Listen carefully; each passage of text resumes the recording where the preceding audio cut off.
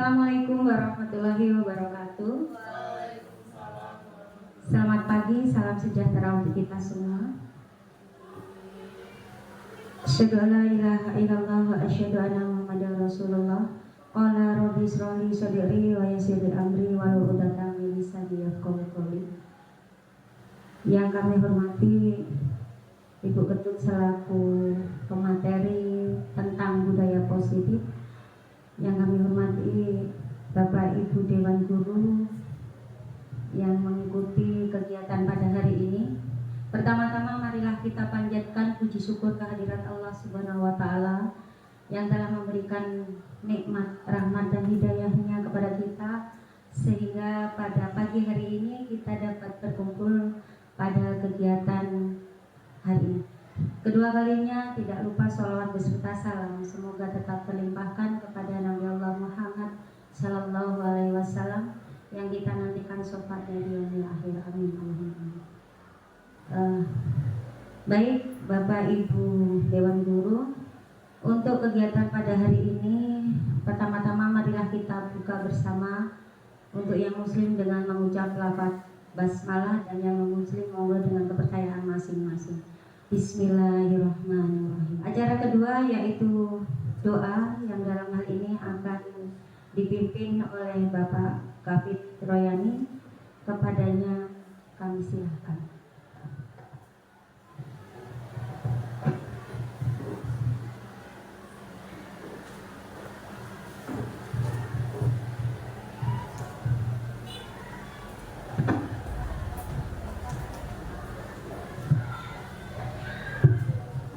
Assalamualaikum warahmatullahi wabarakatuh.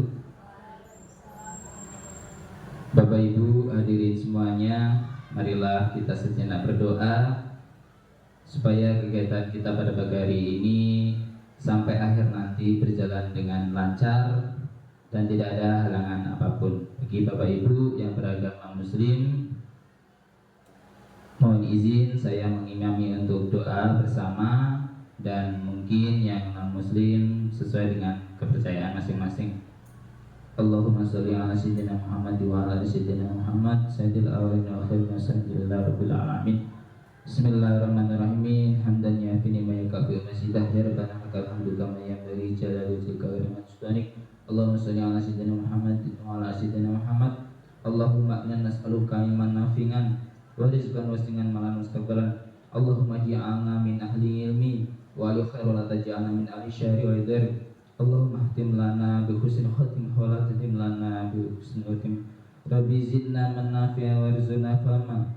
Rabbana dhalamna wa lam taghfir lana wa tarhamna lanakunanna khasirin. Ya Allah, ya Tuhan kami, berikanlah kami ilmu yang bermanfaat, ilmu yang berkah, yang dapat memberikan kebaikan kepada keluarga kami di SMP Negeri 1 Bunggur ini. Ya Allah, berikanlah kesehatan kepada kami agar kami senantiasa bersyukur menggunakannya dengan hal-hal yang bermanfaat. Ya Allah, pada hari ini kami sedang mengadakan kegiatan diseminasi budaya positif. Semoga kegiatan ini bermanfaat bagi kita semua, khususnya keluarga besar SMP Negeri 1 Bunggur. Rabbana atina fid dunya hasanah wa fil akhirati hasanah wa qina adzabannar. Shallallahu alaihi wa ala alihi ajma'in. Walhamdulillahirabbil alamin. Assalamualaikum warahmatullahi wabarakatuh. Terima kasih. Kami turunkan kepada Bapak. Acara selanjutnya yaitu pemaparan materi tentang budaya positif yang akan disampaikan oleh Ibu Ketut. Kepadanya kami silakan. Terima kasih Ibu. Pertama saya ingin mengucapkan selamat pagi Bapak Ibu.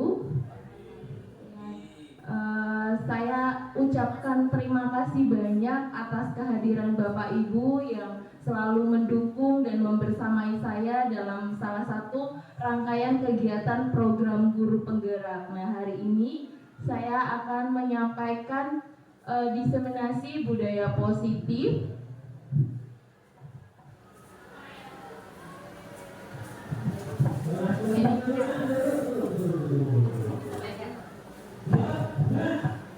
Baik, ini diseminasi budaya positif penyebaran informasi apa itu tentang budaya positif. Dimulai dengan latar belakangnya ya Bapak Ibu. Penerapan budaya positif di sekolah merupakan salah satu upaya untuk meningkatkan kualitas pendidikan nasional. Agar tercipta budaya positif di sekolah, perlu adanya dukungan dari seluruh warga sekolah untuk saling berkolaborasi dalam mewujudkannya. Hal ini dapat dimulai dengan pemahaman akan konsep-konsep penting dari budaya positif. Dengan pemahaman ini diharapkan kita dapat bergerak bersama-sama membangun budaya sekolah yang positif sehingga dapat mewujudkan visi sekolah dan membangun karakter murid sesuai dengan profil pelajar Pancasila yang kita harapkan. Jadi perlu adanya kolaborasi dan dukungan semua pihak untuk menjalankan budaya positif. Selanjutnya, tujuannya yang pertama untuk meningkatkan pemahaman tentang konsep-konsep penting budaya positif. Yang kedua, membentuk dan menyepakati keyakinan kelas bersama murid agar murid lebih termotivasi dari dalam sehingga mereka lebih tergerak dan bersemangat untuk menjalankan keyakinannya. Selanjutnya, tolak ukurnya adalah yang pertama ingin meningkatkan pemahaman warga sekolah tentang konsep-konsep inti budaya positif. Yang kedua, terbentuknya keyakinan kelas yang disepakati wali murid bersama murid. Yang ketiga, menjadikan keyakinan kelas sebagai fondasi arah dan tujuan kelas dan landasan dalam memecahkan konflik atau permasalahan. Kemudian lini masanya ini yang pertama berkoordinasi dengan kepala sekolah, yang kedua melakukan diseminasi konsep budaya positif, yang ketiga guru memfasilitasi murid dalam membentuk keyakinan kelas, yang keempat keyakinan kelas yang telah disepakati ditempel di kelas masing-masing. Nah, dukungan yang diperlukan seperti yang ada di dalam latar belakang tadi, dukungan dan kolaborasi berkelanjutan dari semua warga sekolah dalam menanamkan dan membiasakan budaya positif di sekolah. Nah, sebelum ke kegiatan kita hari ini, ice breaking sebentar ya Bapak Ibu, tebak gambar. Coba Bapak Ibu ada yang bisa menebak?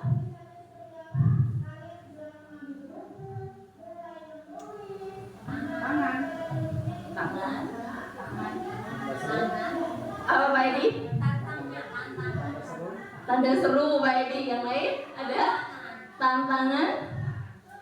Udah hampir bener Bu. Tantangan. Tantangan seru, iya. Tantangan seru. Selanjutnya ada lagi.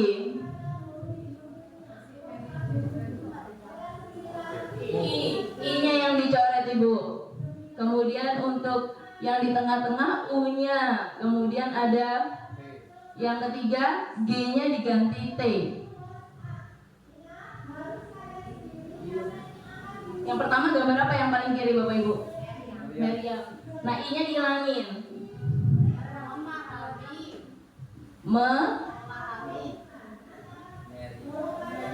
Meriam, I-nya hilang. Meram. Pas.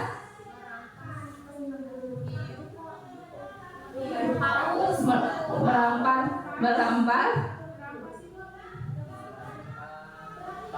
Harga kan itu.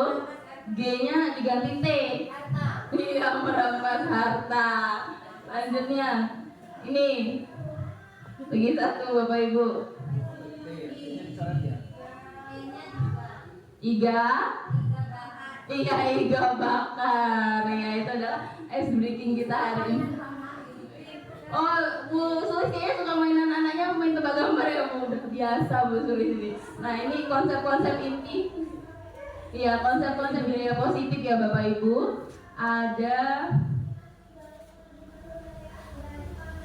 Nah, yang akan kita bahas ada disiplin positif, ada motivasi perilaku manusia, ada keyakinan sekolah atau kelas, ada kebutuhan dasar manusia, ada hukuman, konsekuensi, dan restitusi, kemudian ada posisi kontrol, kemudian ada segitiga restitusi. Nah, yang pertama dalam disiplin positif kita akan membahas tentang perubahan paradigma hikmah, makna disiplin, dan nilai-nilai kebajikan. Nah, kegiatan kita yang baru ada kegiatan cobalah buka. Anda dan teman Anda akan melakukan kegiatan cobalah buka. Anda adalah A. Tugas Anda adalah mengepalkan salah satu tangan Anda. Coba Anda bayangkan bahwa Anda menyimpan sesuatu yang sangat berharga di dalam kepalan tangan Anda. Anda perlu menjaga benda tersebut sekuat tenaga Anda karena begitu pentingnya untuk kehidupan Anda. Tugas rekan Anda, B, adalah mencoba dengan segala cara untuk membuka kepalan tangan Anda. Teman Anda B boleh membujuk, boleh menghardik, boleh mengintimidasi, memarahi, menggoda, menggelitik, bahkan menawari Anda uang agar Anda bersedia membuka kepalan tangan Anda. Coba misalnya nih, Bu Biba sama Bu Bila ya, coba ya Bu. Sama Pak Edi boleh ada sama Pak Edi. Nggak buka apa ya Pak? Iya, misalnya Bu Biba mengepalkan tangan. Nah, Pak Edi, Bu Bila ngerayu nih Bu, ngerayu Bu Biba, bisa ngerayu, bisa menghardik, bisa mau duduk apa maju Bu?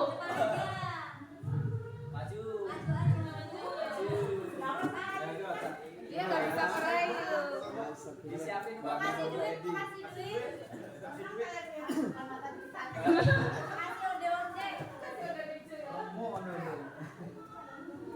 Buka. Dirayu Bu, dirayu dulu.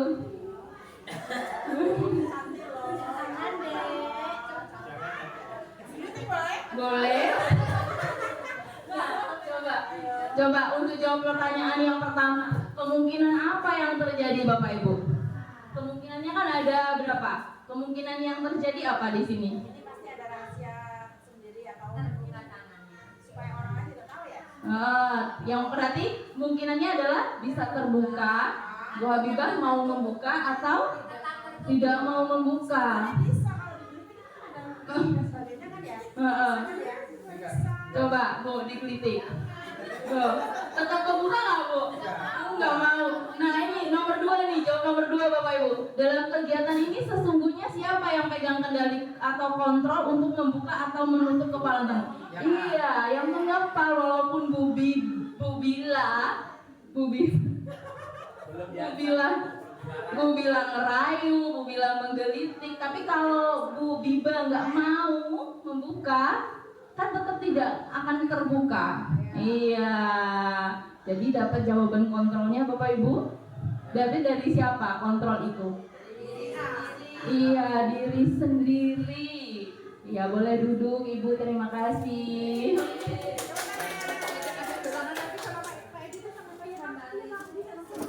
Nah,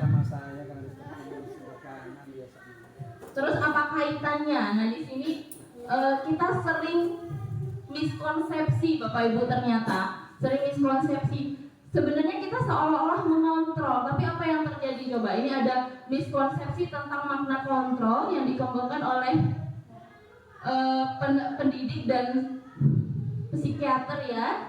Ada 4 miskonsepsi tentang makna kontrol. Yang pertama, ilusi guru mengontrol. Pada dasarnya kita tidak dapat memaksa murid untuk berbuat sesuatu jika murid tersebut memilih untuk tidak melakukannya. Iya, seperti Bu Biba tadi nggak mau melakukannya, ya tidak terbuka. Walaupun Bu bilang ngerayu, gelitik, ngasih uang mungkin tetap nggak bisa dilakukan kalau si muridnya tidak mengizinkan untuk mengontrol dirinya. Nah ini adalah sebuah miskonsepsi Bapak Ibu. Yang kedua, ilusi bahwa semua penguatan positif efektif dan bermanfaat. Apakah semua penghargaan, kemudian penguatan positif itu bermanfaat dan efektif?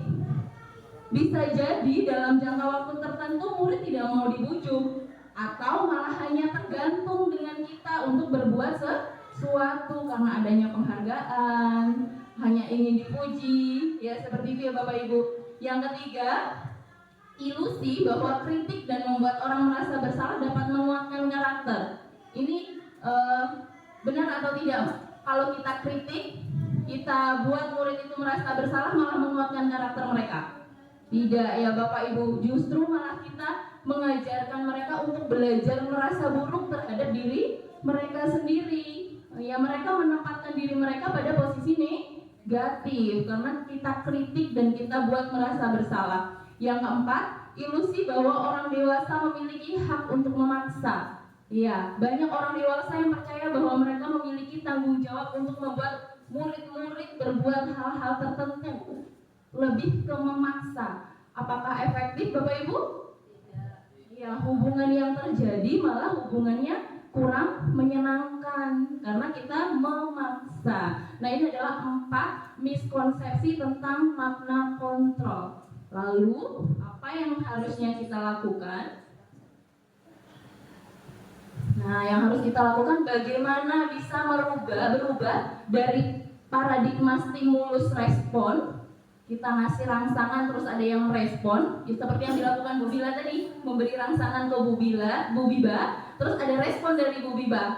Nah, itu adalah stimulus respon. Nah, itu ke pendekatan teori kontrol. Gimana caranya? Nah, sekarang di sini Stephen R. Covey mengatakan bahwa bila kita ingin membuat kemajuan perlahan, sedikit-sedikit, ubahlah sikap atau perilaku Anda. Namun, bila kita ingin memperbaiki cara-cara utama kita, maka kita perlu mengubah kerangka acuan kita. Ubahlah bagaimana Anda melihat dunia, bagaimana Anda berpikir tentang manusia, ubahlah paradigma Anda, skema pemahaman dan penjelasan aspek-aspek tertentu tentang realitas. Nah, ini perbedaannya antara stimulus respon dan teori kontrol. Untuk stimulus respon menganggap bahwa kebutuhan kita adalah sama. Tapi kalau dalam teori kontrol, setiap orang memiliki kebutuhan yang berbeda-beda. Nanti kita bahas kebutuhan dasar manusia itu Bapak Ibu. Kemudian semua orang dalam stimulus respon, semua orang melihat hal yang sama. Tapi kalau dalam teori kontrol, setiap orang memiliki gambaran yang berbeda. Kemudian yang ketiga dalam stimulus respon, kita mencoba mengubah orang agar berpandangan sama dengan kita. Kalau dalam teori kontrol, kita berusaha memahami pandangan orang lain tentang dunia. Karena setiap orang tadi memiliki gambaran yang berbeda-beda. Kemudian yang keempat, perilaku buruk dilihat sebagai suatu kesalahan. Nah, itu stimulus respon. Kalau dalam teori kontrol, semua perilaku memiliki tujuan. Nanti ada tujuan-tujuan dasarnya. Kemudian yang kelima, orang lain bisa mengontrol saya. Kalau dalam stimulus respon.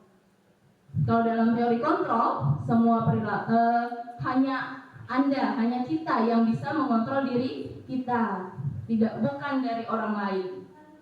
Kalau dalam stimulus respon, saya bisa mengontrol orang lain. Tapi kalau dalam teori kontrol, kita tidak bisa mengontrol orang lain kalau orang lain tidak mengizinkan dirinya untuk dikontrol. Kemudian dalam stimulus respon, pemaksaan ada saat bujukan gagal. Kalau dibujuk gagal, dipaksa. Itu stimulus respon. Tapi kalau dalam teori kontrol, kolaborasi dan konsensus menciptakan pilihan-pilihan baru. Kemudian dalam stimulus respon, model berpikirnya adalah menang atau kalah. Jadi kalau yang salah, ya harus dihukum kalau dalam stimulus respon atau diberi konsekuensi atas aturannya. Kalau dalam teori kontrol, model berpikirnya menang-menang, jadi nggak ada yang salah di sana. Yang salah itu diajak untuk memperbaiki kesalahannya dan bertanggung jawab, kemudian menemukan solusi dari permasalahan yang dia lakukan. Nah, itu adalah perbedaan stimulus respon dan teori kontrol. Selanjutnya, mengenal kata disiplin. Apa yang terlintas kalau kita mendengar kata disiplin, Bapak? Taat, terus patuh, sesuai aturan, tertib, teratur. Nah, lebih ke ketidaknyamanan ternyata ya Bapak Ibu ya, yang selama ini kita yakini. Apakah sebenarnya seperti itu?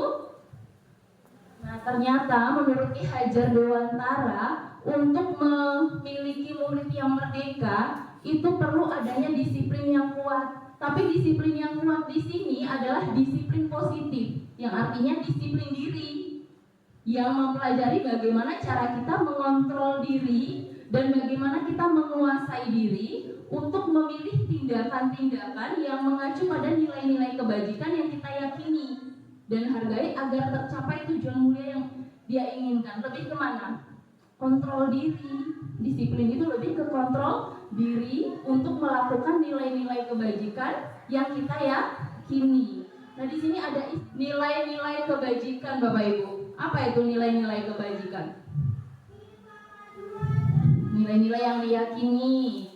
Kemudian, nah di sini nilai kebajikan adalah sifat-sifat positif manusia yang merupakan tujuan mulia yang ingin dicapai oleh setiap individu. Itu adalah nilai-nilai kebajikan, ya. Nah, nilai-nilai kebajikan ini yang akan menjadi payung dan fondasi kita dalam bertindak. Nah, ini ada beberapa contoh nilai-nilai kebajikan, Bapak Ibu.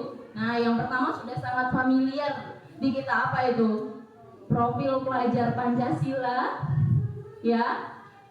Ada beriman, bertakwa kepada Tuhan Yang Maha Esa, berakhlak mulia, mandiri, bernalar kritis, berkebinekaan global, bergotong royong, kreatif. Ini adalah nilai-nilai kebajikan yang diharapkan, yang dicita-citakan untuk anak, untuk murid Indonesia.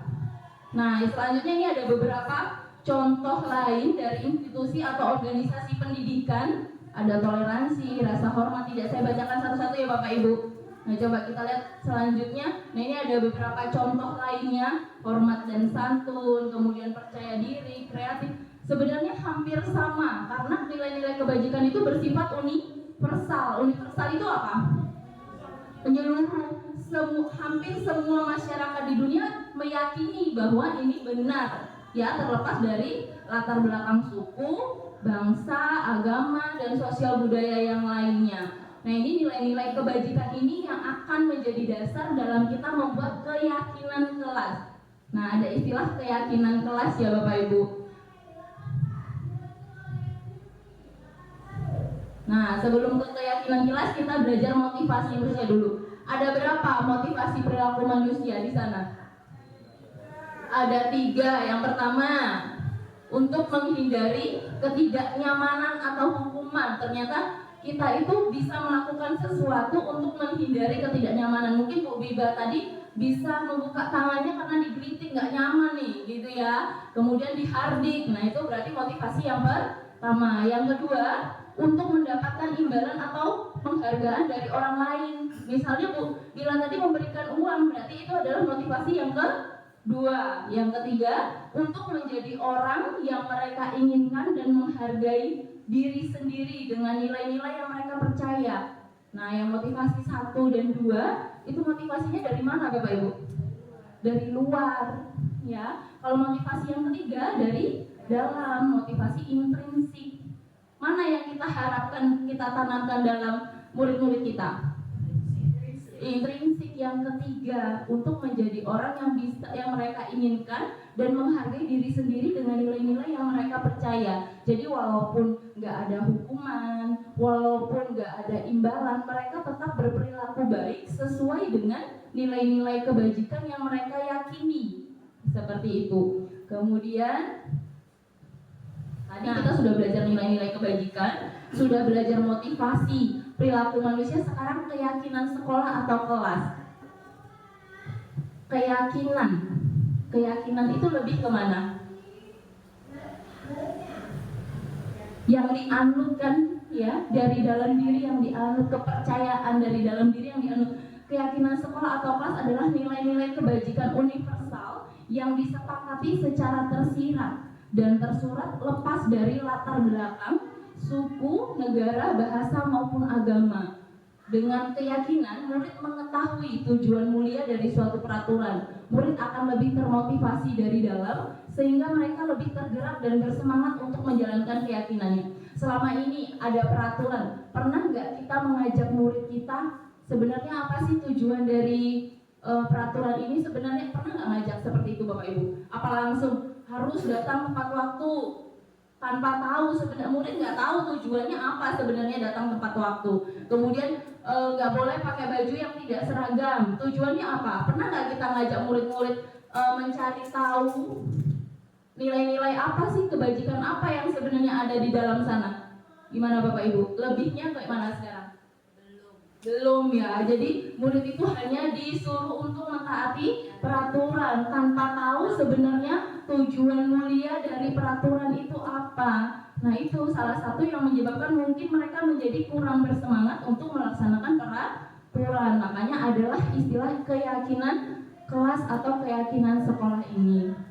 Nah, dalam membuat keyakinan kelas atau sekolah ada beberapa hal yang harus diperhatikan. Keyakinan kelas bersifat lebih abstrak dari peraturan yang lebih rinci dan konkret. Misalnya peraturannya tadi datang tepat waktu. Keyakinannya apa di sana Bapak Ibu? Tujuan mulianya apa di sana? Kalau datang tepat waktu itu nilai kebajikan apa sih yang ada di dalam sana? Disiplin. Nah, berarti itu adalah keyakinan. Nah, yang kedua, keyakinan kelas berupa pernyataan-pernyataan yang universal. Kalau datang tepat waktu tadi lebih spesifik ya Bapak Ibu ya. Kemudian yang ketiga, pernyataan keyakinan kelas senantiasa dibentuk dalam kalimat positif. Ya, harus dalam kalimat positif. Yang keempat, keyakinan kelas hendaknya tidak terlalu banyak sehingga murid mudah diingat dan dipahami oleh semua warga kelas. Yang keempat, yang kelima ya, keyakinan kelas sebaiknya sesuatu yang dapat diterapkan di lingkungan tersebut. Yang selanjutnya, semua warga kelas hendaknya ikut berkontribusi dalam pembuatan keyakinan kelas. Harus semuanya ikut di dalamnya. Makanya sepakat. Yang selanjutnya, bersedia meninjau kembali keyakinan kelas dari waktu ke waktu. Jika ada yang tidak sesuai maka ditinjau kembali. Nah, bagaimana cara pembuatannya? Cara pembuatan keyakinan kelas. Yang pertama, langkahnya apa? Mempersilahkan warga atau murid-murid di sekolah atau kelas untuk bercurah pendapat semuanya. Semuanya harus berpendapat tentang aturan yang akan disepakati di kelas tersebut. Selama ini apakah sudah dimulai? Sepertinya sudah mulai sedikit-sedikit ya Bapak Ibu ya, membuat peraturan kelas yang disepakati. Nah, kemudian yang kedua, mencatat semua masukan-masukan para murid di papan tulis atau di kertas. Kemudian agar semua warga sekolah bisa melihat hasil curah pendapat tersebut. Kemudian yang ketiga, setelah semua murid menulis pendapatnya, menyusun keyakinan kelas sesuai dengan prosedur pembentukan keyakinan kelas tadi. Kalau yang kalimatnya masih negatif ya diubah ke positif. Kemudian yang keempat, meninjau kembali daftar curah pendapat yang sudah dicatat. Selanjutnya, ajak warga atau murid-murid menemukan nilai-nilai kebajikan apa sih sebenarnya dari aturan tersebut. Ya, ini untuk memperdalam pemahaman murid tentang aturan ke keyakinan ke kelas. Jadi dia lebih yakin, oh saya tidak boleh, saya harus memakai baju seragam karena untuk kesetaraan atau kehormatan kepada orang lain. Nah, itu tujuannya adalah, nilai keyakinannya adalah kehormatan atau kesetaraan itu. Jadi paham murid itu, tidak hanya sekedar menaati peraturan. Gitu ya Bapak Ibu. Yang selanjutnya, tinjau ulang. Selanjutnya, menyetujui dengan menandatangani keyakinan sekolah atau kelas tersebut termasuk guru dan semua warga atau murid. Yang keenam, keyakinan sekolah atau kelas selanjutnya bisa dilekatkan di dinding kelas di tempat yang mudah dilihat warga sekolah. Jadi keyakinan kelas ini yang akan menjadi dasar kita, fondasi kita untuk menyelesaikan masalah nanti Bapak Ibu dalam segitiga restitusi. Selanjutnya, nah ini adalah contoh keyakinan kelas. Yang pertama, selalu bersikap positif. Bukan peraturan kan ya Bapak Ibu ya? Iya, dia lebih bersifat universal. Kemudian senantiasa menjadi diri terbaik.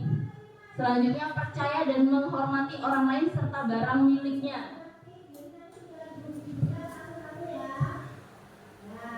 Nah, yang selanjutnya, berkomitmen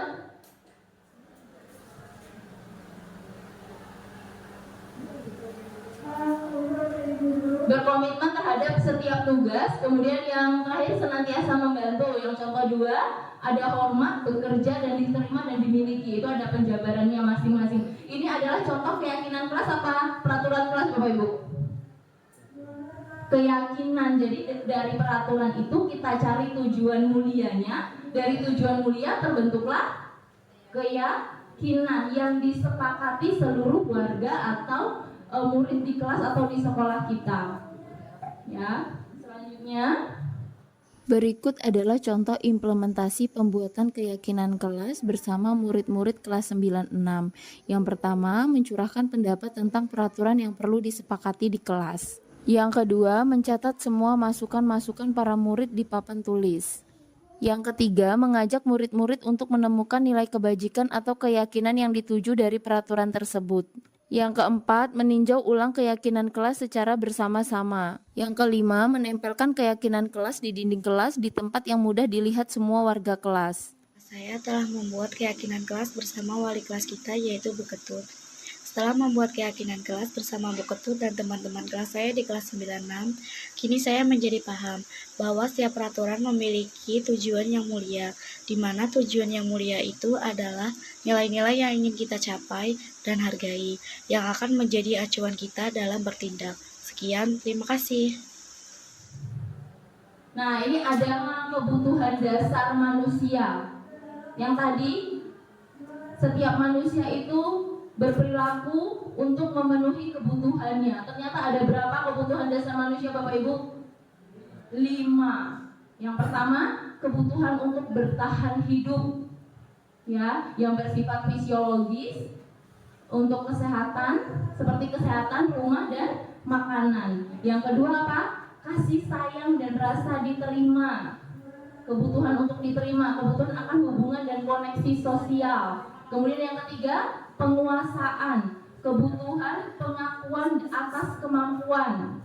Nah, ini kekuatan untuk mencapai sesuatu, dianggap ada, dianggap mampu, dianggap berkompeten, itu ternyata memenuhi kebutuhan penguasaan. Yang keempat, kebebasan, kebutuhan akan pilihan, kebutuhan akan kemandirian, otonomi, memiliki pilihan dan mampu mengendalikan arah hidup seseorang. Yang selanjutnya, kesenangan, kebutuhan untuk merasa senang, kebutuhan untuk mencari kesenangan, bermain dan tertawa. Sama dengan murid-murid kita, Bapak Ibu.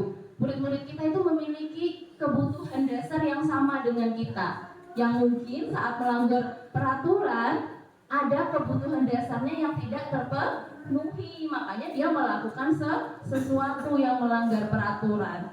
Selanjutnya, nah ini kalau ada tindakan-tindakan seperti ini, sebenarnya kebutuhan apa sih yang dia penuhi? Nah ini, Dinda, seorang anak kelas 3 SD, begitu tiba di rumah sepulang dari sekolah, menangis dan mengadu pada ibunya bahwa dia benci pada Ibu Rani, gurunya. Menurut Anda, kebutuhan apa yang berusaha dipenuhi oleh Dinda jika jawabannya seperti ini? Yang pertama, Ibu guru bilang, aku tidak boleh bersenandung sewaktu mengerjakan tugas.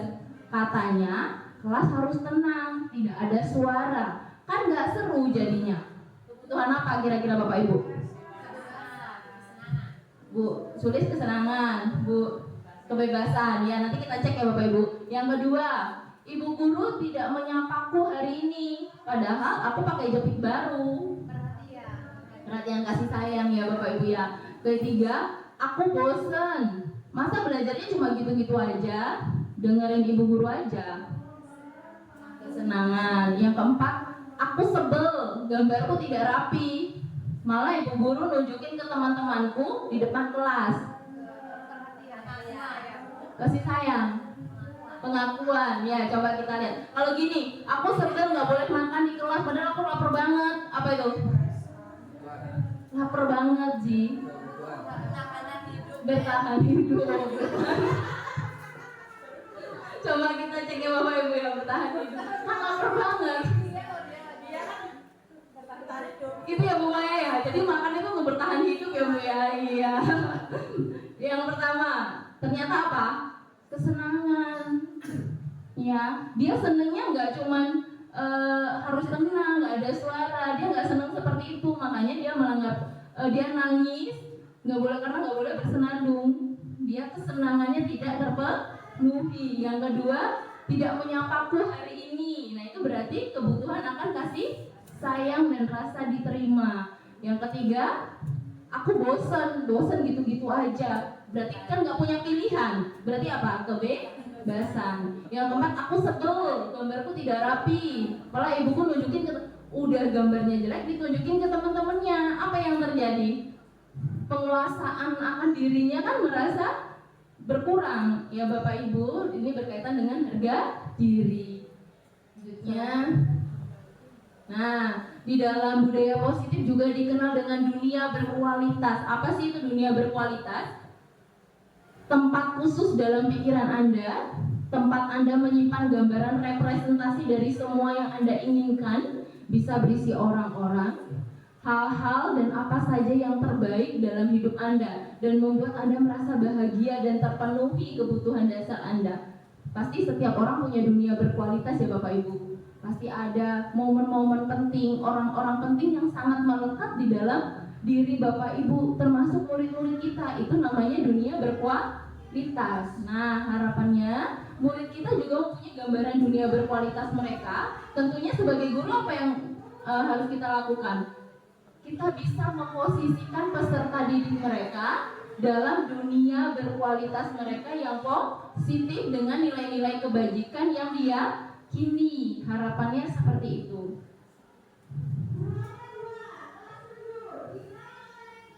Nah, ini kalau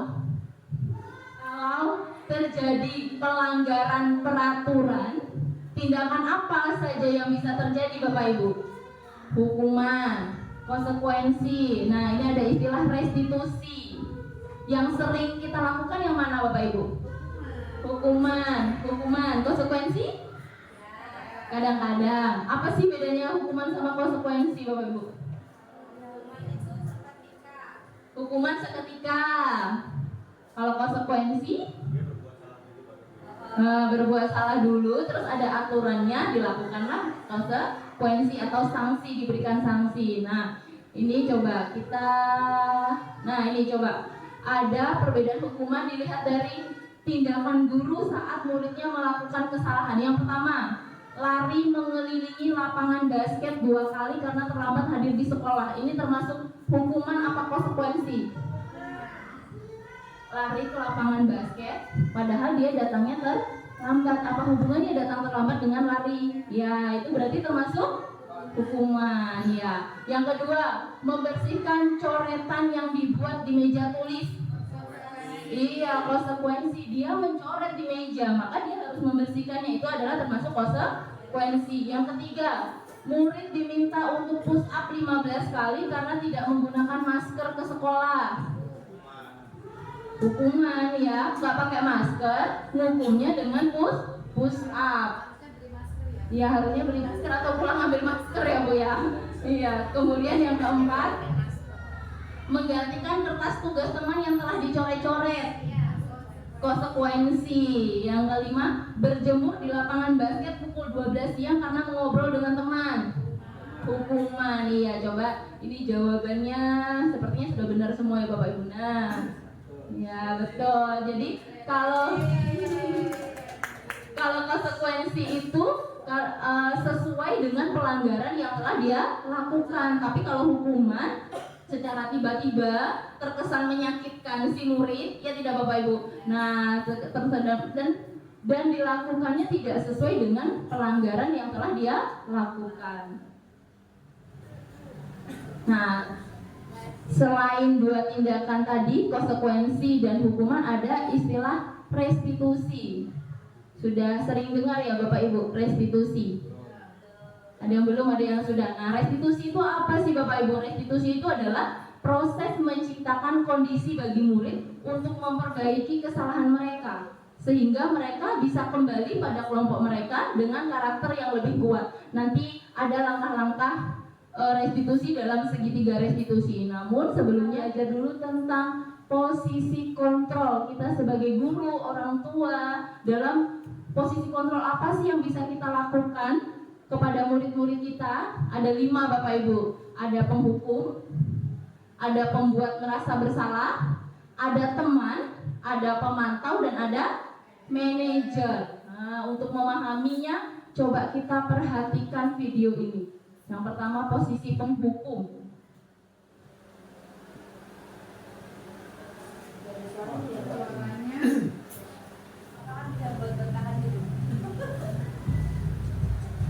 Ini dibuat siapa ya? Maju.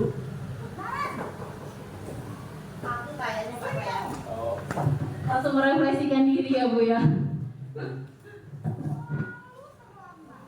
Pak benar. Kamu nih, pasti terlambat. Apa? Apa coba? Alasan kamu apa lagi? Kapan sih kamu tidak terlambat? Malas sekali ya kamu jadi anak. Dasar pemalas. Tidak kapok-kapok sih kamu. Itu mah karena di video. Sana. Tangannya terlalu. Dua kali. Kenapa saya harus beli yang panas? Kepala sedangkan. Kenapa? Kamu lawan ibu. Berani-beraninya jawab. Sudah terlambat, masih berani jawab pula. Bu Bila ini, Bu Bila, mirip-mirip sih. Marah. Karena itu di video loh. Benar-benar nggak seperti itu dulu tuh. lebih dari itu. Lebih dari itu ya Bu ya.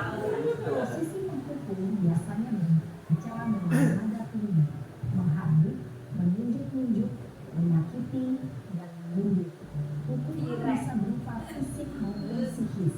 Ada tirek loh di sini. Ini Nggak pernah apa dampak yang terjadi pada mulut ketika guru berada pada posisi itu adalah mulut cenderung akan memberontak, bahkan Bedanya anak sekarang. Hukum ya Bapak Ibu, ternyata murid bisa menjadi dendam. Yang kedua adalah pembuat merasa bersalah.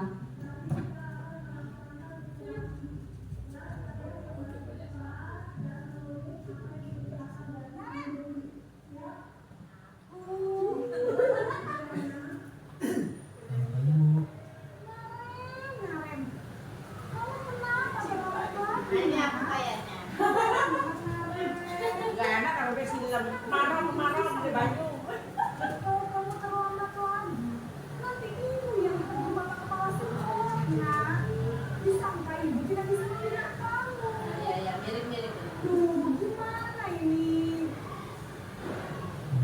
Maaf Bu, Duh, Gusti Naren. Kamu suka ya kalau ibu ketemu bapak kepala sekolah? Terus, sekarang ibu harus tulis apa ini di buku absen? Ini kamu sudah sering terlambat. Kayaknya loh Bu. Ibu harus apa coba? Dicepuin maaf Bu, maaf sekali. Ya sudah, lain kali jangan bikin ibu susah lagi anak ya. Ibu tidak akan kuat lagi kalau kamu begini terus. Ya Bu, kalau Bisa sudah. jantungan kalau ibu tegur bapak kelas sekolah. Sana cepat kelas. Maaf ya Bu, maaf sekali. Yang menjadi yang tak sukses sama Gagal lalu membuat merasa bersalah Bapak Ibu. Tergantung anaknya, iya. Sukses bikin merasa bersalah, tapi identitas anaknya gagal ya Bapak Ibu ya. Iya. merasa tidak berharga dan tidak sanggup membahagiakan orang lain. Ketika guru mengambil posisi pembuat rasa bersalah, murid akan menganggap dirinya yang bersalah dan ia akan menyimpan emosi negatif tersebut di dalam dirinya.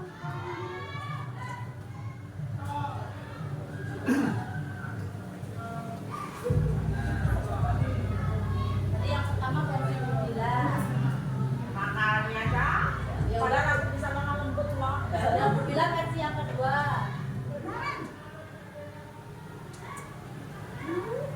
Aku lagi aku. Silakan Bu. Wah, sudah jam berapa ini nak? Iya, aku bisa semuanya itu Mbak Maya. Aku bisa semuanya itu. Semuanya ya Bu ya. Waduh. Tergantung mood katanya. Kalau tipe-tipe lemah lembut ini bukan mood biasanya. Kalau Bu Eni, oh ya Bu Eni, Bu Eni. Oke, Bu Suli, suka ngajak ngobrolan ini, Bu Suli sini ketiga. Iya Bu, memang bahasa tadi. Jadi Kok ya Thomas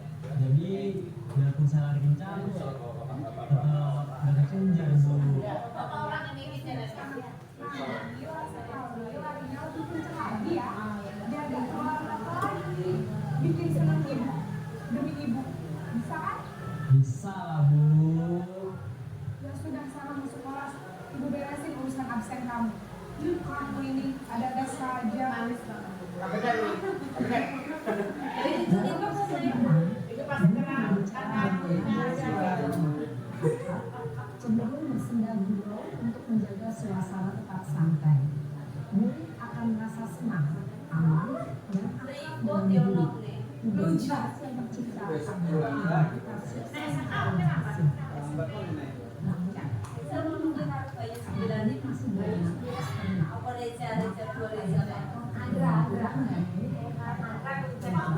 Di sini guru absennya, sehingga murid bisa berperilaku baik, namun hanya pada saat tertentu saja.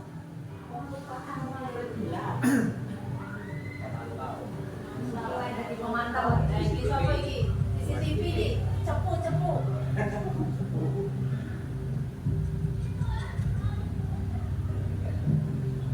Pikir aku gitu, Pak Roy, aku gila.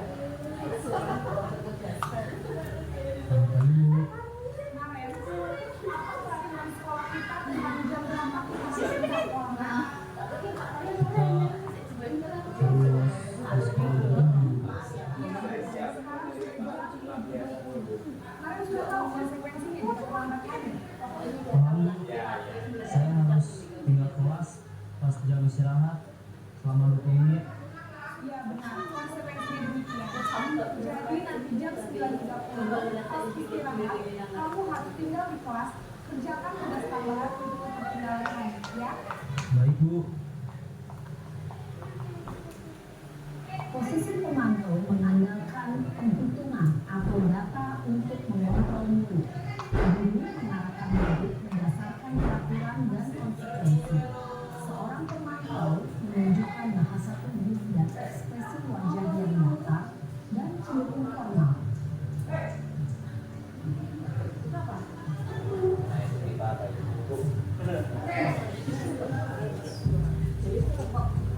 Ini yang terakhir Bapak Ibu, posisi manajer.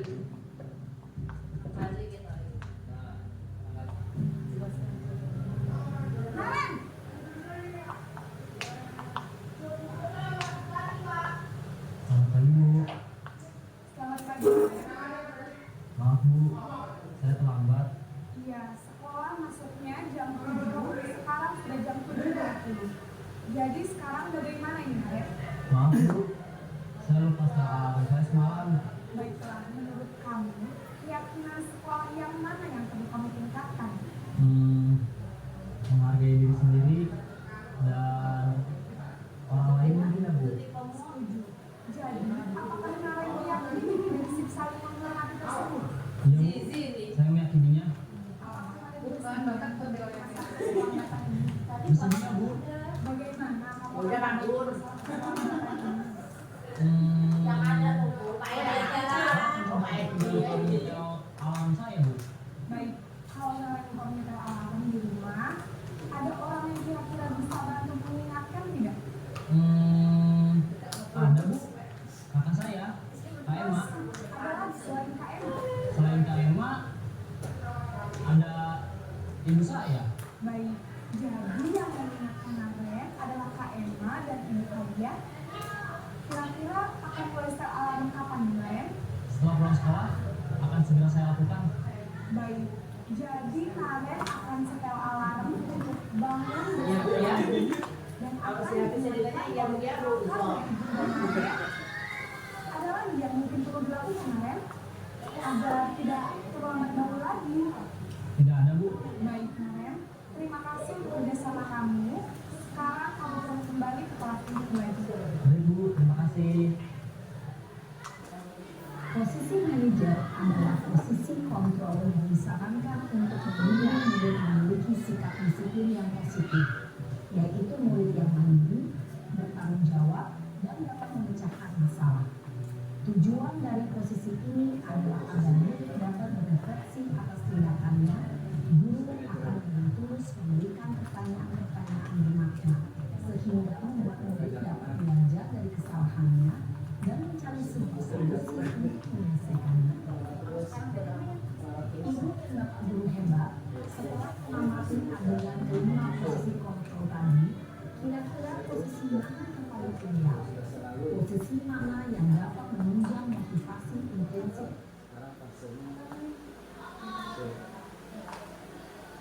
Nah, dari kelima posisi tadi, posisi mana yang paling ideal untuk dilakukan Bapak Ibu? Ya, seharusnya manajer. Iya, pelan-pelan mudah-mudahan nanti bisa bergeser dari penghukum, kemudian dari apa yang kedua Bapak Ibu? Merasa bersalah, dari teman, kemudian dari pemantau ke posisi manajer. Langkahnya ya menggunakan apa? Apakah hukuman atau konsekuensi? Iya, seharusnya restitusi. Nah, ada tahapan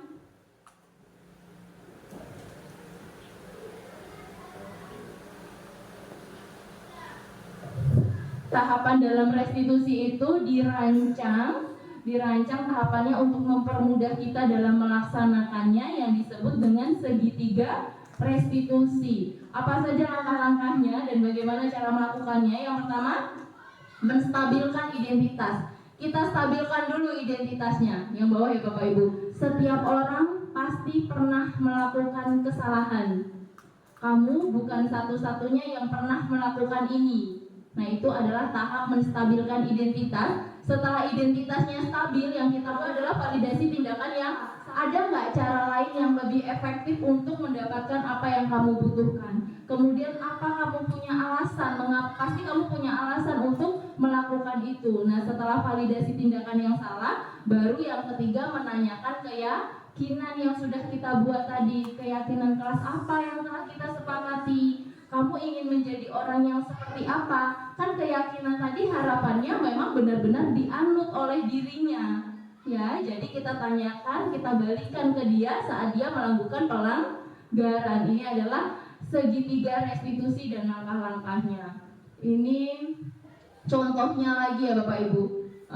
Mario dan Adi merupakan murid kelas 8 di SMP Tunas.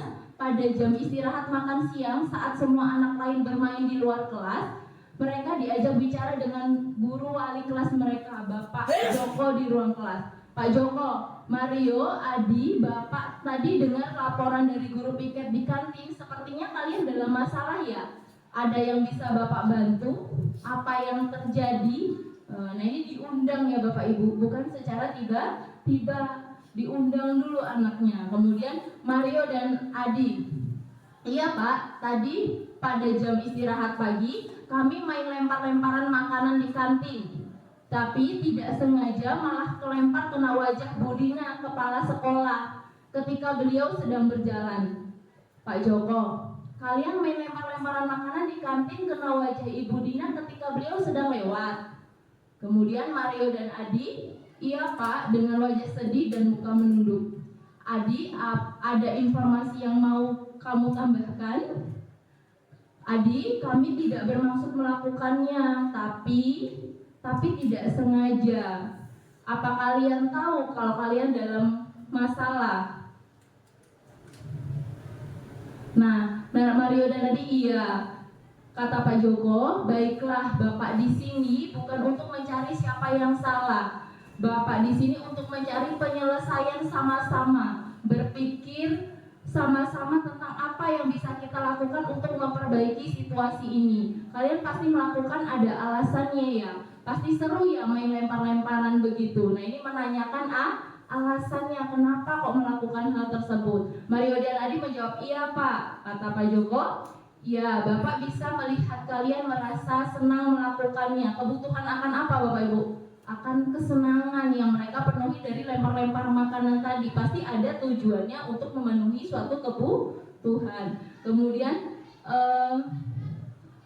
kata Pak Joko, ya Bapak bisa melihat kalian merasa senang melakukannya, tetapi yang kalian lakukan merugikan orang lain, sehingga sekarang kalian dalam masalah. Kemudian kata Mario dan Adi, iya Pak Joko, sekarang mari kita bicara tentang keyakinan kelas dan keyakinan sekolah kita. Apa yang kita percaya, yang mana yang kalian belum tunjukkan. Berarti langkah yang ketiga adalah menanyakan keyakinannya.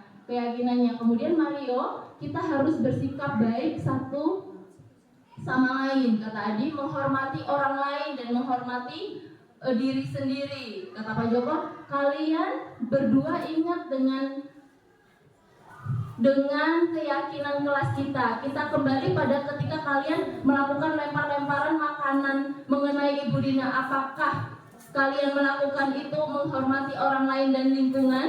Ini menanyakan apa? Keyakinan ya Bapak Ibu, menanyakan keyakinannya apa yang mereka langgar. Kan mereka sudah punya keyakinan, sekarang kita tanyakan lagi kepada mereka, keyakinan apa yang mereka langgar. Kata Mario dan Adi, mereka tidak berlaku sesuai keyakinan, kata Pak Joko, tapi kalian mendapatkan kesenangan, kata Pak Joko. Menurut Bapak ada cara untuk mendapatkan rasa senang tanpa merugikan orang lain. Bagaimana menurut kalian? Nah, di sana apakah menyalahkan Pak Jokonya? Tidak, ya, mencari solusi bersama untuk tetap memenuhi kebutuhan anak-anaknya. Nah, sekarang mari kita selalu mengindahkan keyakinan kelas kita. Besok kita ke kantin dan kalian bisa berperilaku lebih baik lagi. Solusi itu datang dari gurunya apa dari muridnya? Dari muridnya. Jadi guru itu menggali dengan pertanyaan-pertanyaan bermakna yang bisa menggali potensi murid untuk menyelesaikan masalah. Jadi solusi tidak hadir dari gurunya, tapi bimbingan guru. Harapannya motivasi yang terbentuk, motivasi apa Bapak Ibu? Intrinsik, motivasi dari dalam, ya. Kemudian saya mencoba kemarin melakukan segitiga restitusi dengan seorang siswa kelas 8.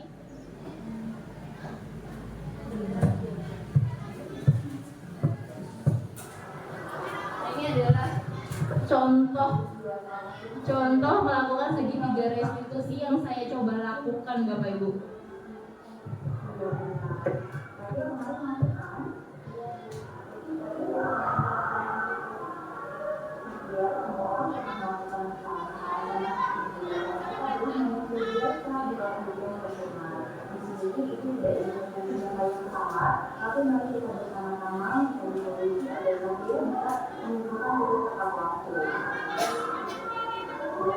Nah, yang kedua ini validasi tindakan yang salah. Menanyakan alasan kenapa kok dia melakukan kesalahan.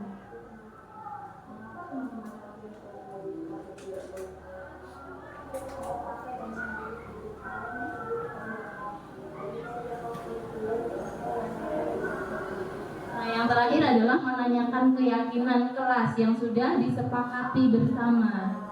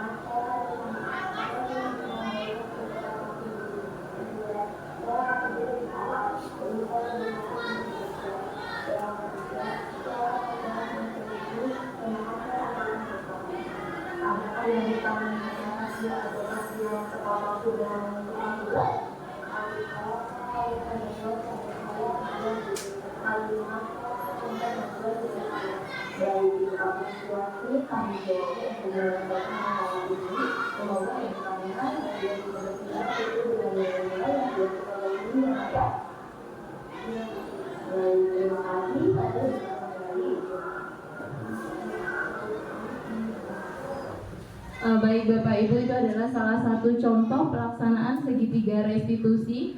Solusi yang diberikan oleh, apakah guru memberikan solusi di sini Bapak Ibu? Tidak. Yang memberikan solusi dari mana? Dari siswanya. Kemudian apakah kita membuat mereka merasa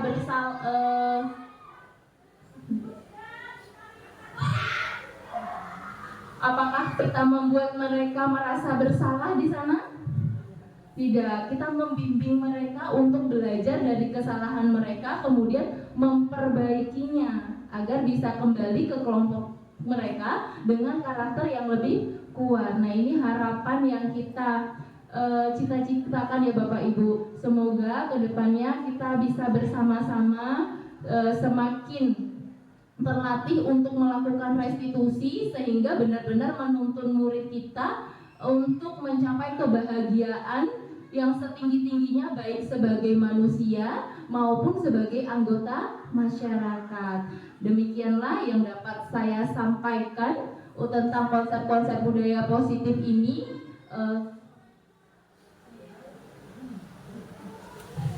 Saya mohon maaf apabila ada kata-kata yang kurang berkenan.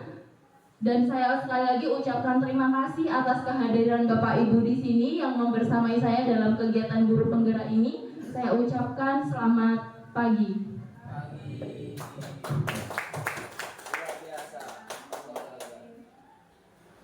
Silakan.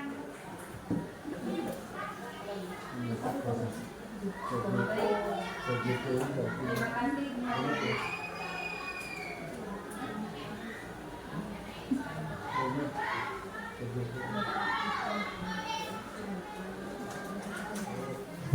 Terima kasih untuk Ibu Ketut yang telah memaparkan materi tentang disiplin positif, budaya positif, maaf ya. Untuk hari ini sekian dulu, kurang lebihnya saya mohon maaf. Marilah kita tutup acara ini dengan mengucap lafaz hamdalah, alhamdulillahirabbil alamin. Semoga ilmu yang kita peroleh hari ini bermanfaat. Amin. Wassalamualaikum warahmatullahi wabarakatuh.